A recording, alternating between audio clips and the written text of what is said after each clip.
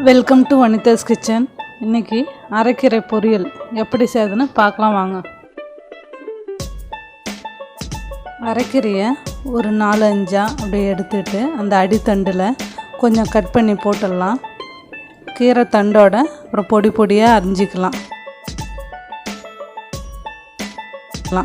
அது ஒரு கிண்ணத்தில் தண்ணியை ஊற்றி அதில் போட்டு ஒரு 3 தடவை அலசிக்கலாம்.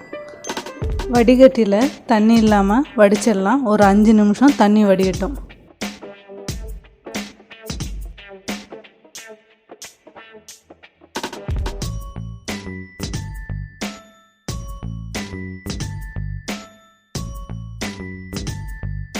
ஒரு வாணலில் 50 கிராம் எண்ணெய் ஊற்றி எண்ணெய் சூடானதும் கடுகு 1/2 ஸ்பூன், கடலைப்பருப்பு 1 ஸ்பூன்,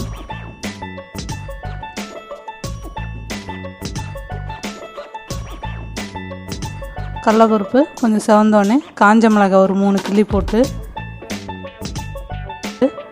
வெங்காயம் ஒரு 2 போட்டு நல்லா வதக்கிக்கலாம்.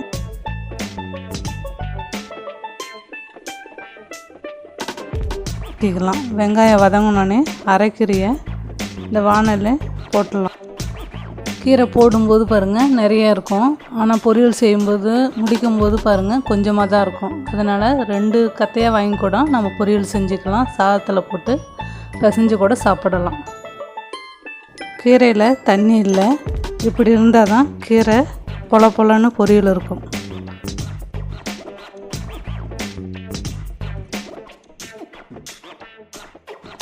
தேவையான அளவுக்கு உப்பு போட்டு நல்லா கிளறிக்கலாம். ஒரு 2 நிமிஷம் வேகட்டும். இப்போ தேங்காய் துருவலை தூவி இறக்கிடலாம். வேறு பாத்திரத்தில் மாற்றிடலாம்.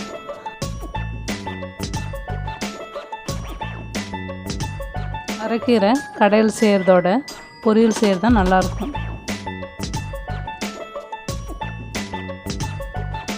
அரைக்கீரை பொரியல் ரெடி.